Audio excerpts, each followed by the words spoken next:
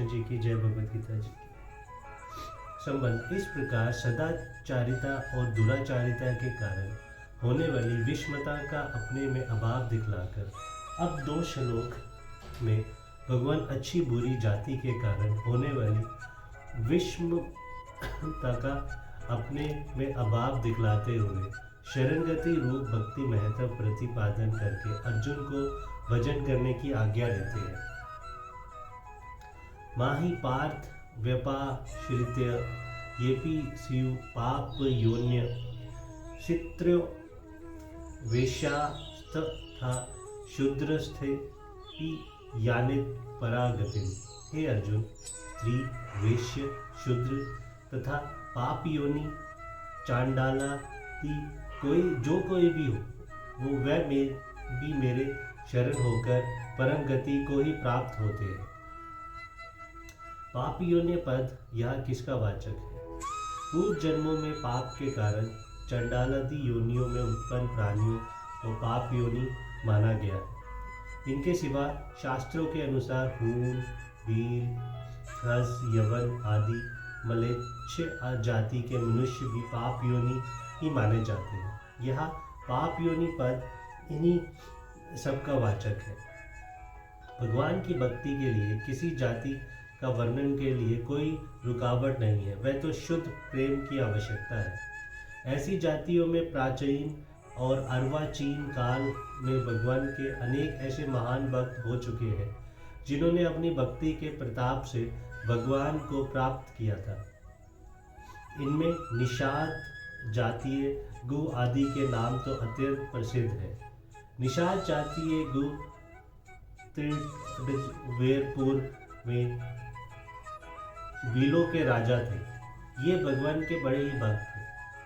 भगवान श्री रघुनाथ जी जब श्री सीता जी और लक्ष्मण जी सहित वन बधारे तब उन्होंने इनका आतिथ्य स्वीकार किया था। भगवान इनको अपना सखा मानते थे, इसी से भरत जी ने इनको अपने हृदय से लगा लिया था। करत दंडवत देख तो ही भरत लीन उरलाई, मनु लखन सन बेंट भई, प्रेमु न हृदय समाये। यदि पाप योन्य पद को स्त्री, वेश्य और शूद्र का विशेषण मान लिया जाए तो क्या हानि है? वेश्यों को गणन द्विजा में की गई है। उनको वेद पढ़ने का और यज्ञ आदि वैदिक कर्मों के करने का शास्त्र में पूर्ण अधिकार दिया गया है। अंत द्विज जाने के कारण वेश्य को पाप योनि कहना नहीं बन सकता। इसके अतिरिक्त छांदोग्य उपनिषद में जहाँ जीवों की कर्मानुरूप गति का वर्णन है, ये स्पष्ट कहा गया है, तद ही रमणीय चरना अब यशो ह यते रमणीय योनि मा पदेरन ब्रह्म योनि व क्षत्रिय योनि व वैश्य योनि वात य इस कपुए चरना अबो अपयशो ह यते कुप्य योनि मा पद्रे श्रवण योनि व शुक्र योनि ये व चंडाल योनि व। उन जीवों में जो इस लोक में रमणीय आचरण वाले अर्थात पुण्य आत्मा होते हैं, वे शीघ्र ही उत्तम योनि, ब्राह्मण योनि, क्षत्रिय योनि अथवा वैश्य योनि को प्राप्त होते हैं। और जो इस संसार में कपुए आचरण वाले अर्थात पाप कर्म होते हैं, वे अधम योनि अर्थात कुत्ते की, शुकर की या चंडाल की योनि को प्राप्त होते हैं। इससे ये सिद्ध है कि वैश्यों की गणना पाप योनि में नहीं की जा सकती। अब रही स्त्रियों की बात, सो ब्राह्मण, क्षत्रिय और वैश्यों की स्त्रियों को अपने पतियों के साथ यज्ञ आदि वेदी के कर्मों में अधिकार माना गया है। इस कारण में उनको भी पाप योनि कहना नहीं बन सकता।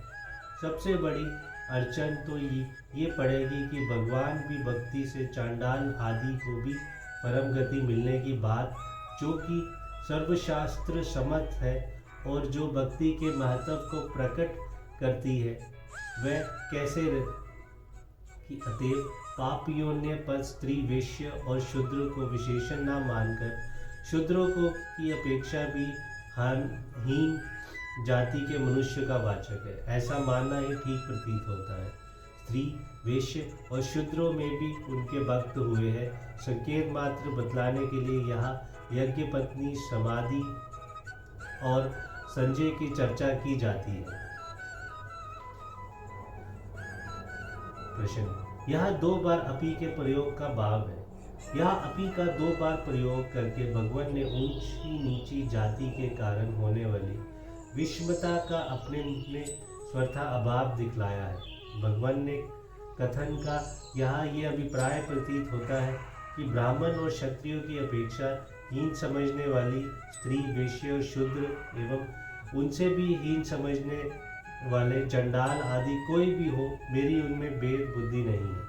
मेरी शरण होकर जो कोई भी मुझको बचता है, उन्हीं को परम गति मिल जाती है। जय श्री कृष्ण। यहाँ भगवान की शरण होना क्या है? भगवान पर पूर्ण विश्वास करके 34वें श्लोक के कथन अनुसार प्रेम पूर्वक सब प्रकार से भगवान की शरण हो जाना, अर्थात उनके प्रत्येक विधान में सदा संतुष्ट रहना, उनके नाम, रूप, गुण, लीला आदि का निरंतर श्रवण, कीर्तन और चिंतन करते रहना, उन्हीं को अपनी गति, कर्ता, प्रभु आदि मानना, श्रद्धा भक्ति पूर्वक उनको पूजन करना, उन्हें नमस्कार करना, उनकी आज्ञा का पालन करना और समस्त कर्म उन्हीं के समन कर देना आदि भगवान की शरण होना है। इस प्रकार भगवान की शरण हो जाने वाले भक्तों का परम गति को प्राप्त होना क्या है? साक्षात परमेश्वर को प्राप्त हो जाना ही परम गति को प्राप्त होना है।